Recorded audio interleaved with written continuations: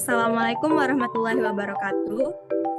Di sini kami akan mempresentasikan materi kami dalam mata kuliah penilaian kinerja kelas L dengan dosen pembimbing Bapak Dr. Fadil Yamali SE AKMM. Sebelumnya, kami akan memperkenalkan diri terlebih dahulu. Perkenalkan, kami dari kelompok 5, saya Fitria Nurkomaria dengan NIM 21202028 dan rekan-rekan saya Utami Alparisa, NIM 21-2019-251. Saya Panca Bimantara, NIM 21-2019-366. Selanjutnya kami akan mempresentasikan materi kami mengenai pemberdayaan sumber daya manusia. Materi pertama mengenai definisi pemberdayaan sumber daya manusia akan dijelaskan oleh Utami Alparisa. Definisi pemberdayaan SDM. Pemberdayaan merupakan alat penting dan strategis untuk memperbaiki, memperbaharui, dan meningkatkan kinerja organisasi, baik organisasi yang bergerak dalam kegiatan pemerintahan maupun organisasi yang bergerak dalam kegiatan dunia usaha atau swasta. Manfaat pemberdayaan sumber daya manusia. Pentingnya pemberdayaan sumber daya manusia di dalam organisasi karena adanya manfaat terhadap berbagai sumber-sumber lainnya dan mensinergikan setiap proses kegiatan organisasi. Menurut Wibowo 2014, manfaat dari pemberdayaan ini dapat bermanfaat bagi pekerja dan bagi organisasi. Adapun manfaat bagi pekerja yaitu: pertama, meningkatkan percaya diri dalam melakukan sesuatu; kedua, mampu bekerja sama yang lebih dekat dengan orang lain; ketiga, bekerja dengan tujuan yang lebih jelas; keempat, mendapatkan prestasi apabila tujuan tercapai.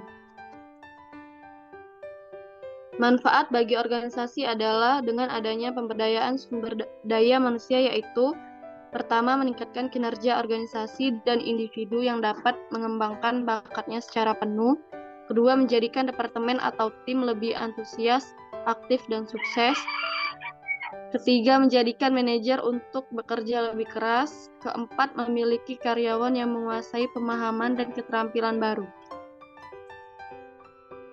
Selanjutnya yaitu mengenai dimensi dan aspek pemberdayaan sumber daya manusia. Pemberdayaan sumber daya manusia dapat mencapai tujuan yang diharapkan, maka pelaksanaannya perlu berlandaskan pada beberapa dimensi dari pemberdayaan sumber daya manusia itu sendiri. Menurut Stewart, dalam Kadarisman, pegawai harus diberikan beberapa kemungkinan untuk dapat mengembangkan kemampuannya, yaitu di antara lain yang pertama mengembangkan visi bersama atau envision, yaitu pegawai mengetahui secara tepat kemana organisasi akan melangkah, sehingga dengan memahami tujuan organisasi, maka sebagian besar kegiatan organisasi akan terkoordinasi dengan baik. Yang kedua yaitu menyatakan keinginan atau ekspres. Dinyatakan bahwa pemberdayaan berusaha mengungkapkan keinginan-keinginan dari para pegawainya. Yang ketiga yaitu mendidik pegawai atau educate. Pegawai perlu diberikan pendidikan baik secara teoritis maupun filosofis dengan tujuan sebagai pembelajaran. Yang keempat yaitu adalah meniadakan rintangan atau disebut juga dengan eliminate. Dikemukakan bahwa pimpinan yang memberdayakan sumber daya manusia harusnya meniadakan rintangan dalam upaya pemberdayaan yang akan atau sedang dibangun tersebut. Selanjutnya yang kelima yaitu adalah motivation atau memberikan motivasi.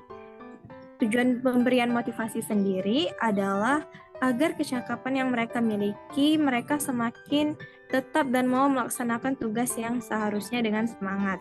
Yang keenam yaitu adalah mengharapkan keberhasilan dan permasalahan atau expect. Pegawai selalu mengharapkan tujuan perusahaan agar tercapai, seperti misalnya kemungkinan kekurangan sarana dan prasarana. Yang ketujuh yaitu memberi perlengkapan atau equip. Memberdayakan pegawai adalah dengan memberikan perlengkapan atau fasilitas yang memadai. Selanjutnya yang terakhir yaitu melakukan evaluasi atau evaluation, yang dimana merupakan kegiatan menilai hasil kinerja pegawai, baik dari output maupun input pegawai itu sendiri. Selanjutnya yaitu materi mengenai memberdayakan budaya, yang akan dijelaskan oleh Panca Bimantara. Memberdayakan budaya. Menurut Wibowo tahun 2014, memberdayakan budaya mengandung pengertian perlu dilakukan perubahan dan keadaan dari keadaan sekarang menjadi keadaan yang diharapkan. Dengan adanya perubahan ini, maka hal-hal yang semula bersifat negatif menjadi bersifat positif. Beberapa hal yang dapat manajer lakukan terkait dengan memberdayakan budaya. Ini adalah 1. Menciptakan hubungan kerja efektif. Hubungan yang efektif akan terbentuk apabila atasan memperlakukan bawahan seperti yang mereka harapkan. 2. Memimpin dengan contoh. Pemimpin harus dapat menjadi sebagai panutan. Contoh adalah teladan bagi bawahan. 3. Penekanan pada hal positif. Mempolakan diri dalam pemikiran yang positif. Misalnya, bawahan seseorang harus merasa seperti pemenang. 4. Mendorong orang lebih mempunyai komitmen. Bawahan akan meningkatkan kinerja jika mempunyai komitmen terhadap apa yang menjadi tanggung jawabnya. 5. Pengambilan keputusan. Pemberdayaan dapat dilakukan dengan melibatkan orang dalam pengambilan keputusan. 6. Pemberdayaan sebagai way of life. Pemberdayaan dijadikan sebagai nafas dalam kehidupan dan budaya organisasi, di mana untuk jangka waktu pendek akan terjadi perbaikan dalam bentuk terciptanya tim yang bahagia. 7. Mempengaruhi orang lain. Keberhasilan seorang pemimpin dalam mempengaruhi orang lain tergantung pada pemahaman tentang hal berikut. 1. Meningkatkan komitmen bawahan. 2. Menginginkan orang lain terlibat. 3. Menginginkan pemberdayaan sebagai way of life. 8. Mengembangkan team of work. Hasil kerja tim akan lebih besar dibandingkan hasil individu. Beberapa hal menyebabkan sebuah tim lebih unggul dari tim lain adalah 1. Secara tetap mencari cara melakukan sesuatu yang lebih baik. 2. Mengharapkan dukungan pemimpin dan memperjuangkan sumber daya cukup. 3. Mempunyai komitmen terhadap keberhasilan induk organisasi. 4. Mempunyai tujuan bersama yang jelas. 5. Berusaha menghilangkan hambatan atas pencapaian tujuan. 6. Terjadi komunikasi lebih efektif antara internal tim maupun eksternal. 9. Quality circle. Membentuk kelompok yang berasal dari pekerjaan yang sama. Bertemu secara reguler, berdiskusi, menganalisis, dan memecahkan masalah yang berkaitan dengan perkembangan mereka. Beberapa hal yang dapat menciptakan keberhasilan quality circle adalah yaitu 1. Manajemen puncak harus mendukung gagasan. 2. Anggota harus berpartisipasi sukarela. 3. Manajer operasional harus mendukung berpartisipasi aktif. 4. Training diberikan untuk fasilitator, pemimpin, dan anggota. 5. Kelompok berasal dari latar belakang pekerjaan yang sama. 6. Kelompok harus berorientasi pada solusi. 7. Solusi dilakukan begitu diterima. 8.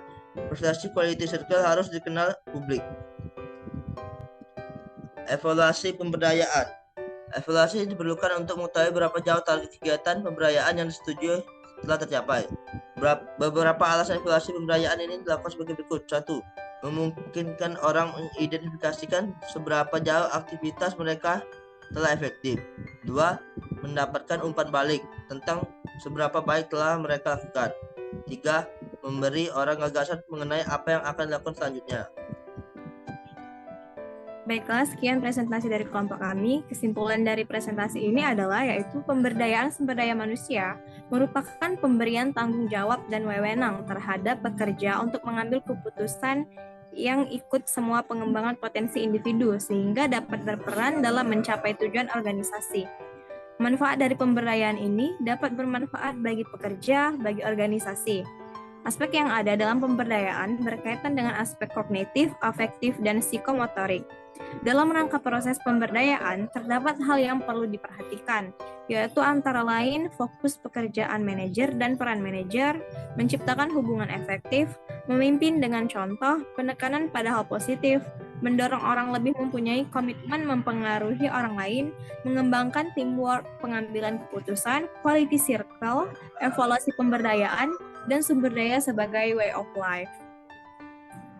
Selanjutnya, kami membuka sesi tanya-jawab untuk kelompok lain. Assalamualaikum warahmatullahi wabarakatuh. Saya Messi Ariska dengan NIM 21-2020-071. Izin bertanya, mengapa di dalam suatu perusahaan perlu adanya pemberdayaan sumber daya manusia? Terima kasih. Wassalamualaikum warahmatullahi wabarakatuh. Perkenalkan, nama saya Utami Alfarisa, NIM 21-2019-251, ingin menjawab pertanyaan dari kelompok 1. Jawabannya, sumber daya manusia merupakan salah satu elemen paling penting agar sebuah bisnis atau perusahaan dapat berjalan dengan baik.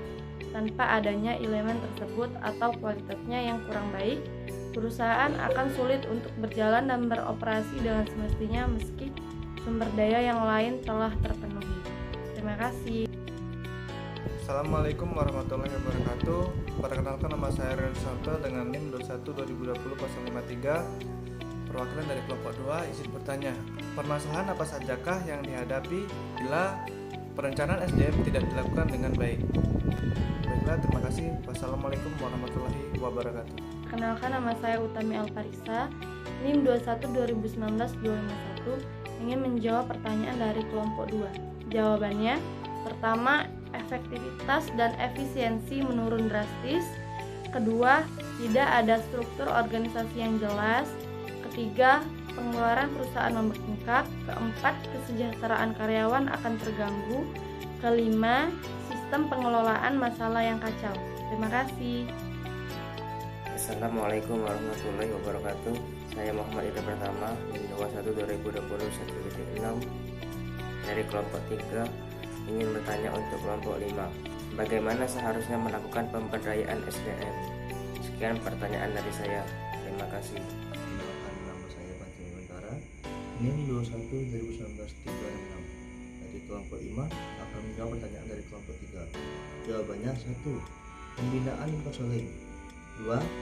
Beri ruang untuk berkreativitas. 3. Bangun kepercayaan. 4. Latih kepercayaan diri karyawan. 5. Menjaga kredibilitas. Sekian jawaban dari saya. Assalamualaikum warahmatullahi wabarakatuh. Assalamualaikum warahmatullahi wabarakatuh. Perkenalkan, nama saya Muhammad Rofirli dengan NIM 21-2020-157 dari kelompok 6. Di sini saya akan menanyakan pertanyaan kepada kelompok 5. Pertanyaannya adalah, apa tujuan dari pemberdayaan sumber daya manusia? Terima kasih. Baiklah, saya Fitriana Nurkamaria, perwakilan dari kelompok 5 akan menjawab pertanyaan dari kelompok 6. Tujuan pemberdayaan sumber daya manusia itu sendiri adalah untuk menciptakan dan meningkatkan kinerja karyawan yang baik dan sesuai dengan harapan perusahaan sehingga dapat mencapai keefektifan dan dalam bekerja. Terima kasih. Assalamualaikum warahmatullahi wabarakatuh. Saya Ibu Fadilah dengan NIM 21-2020-174 dari kelompok 7 ingin bertanya kepada kelompok 5. Pertanyaannya, apa manfaat pemberdayaan SDM dalam sebuah organisasi atau perusahaan? Terima kasih. Wassalamualaikum warahmatullahi wabarakatuh. Baiklah, saya Fitriana Nurkamaria akan menjawab pertanyaan dari kelompok 7.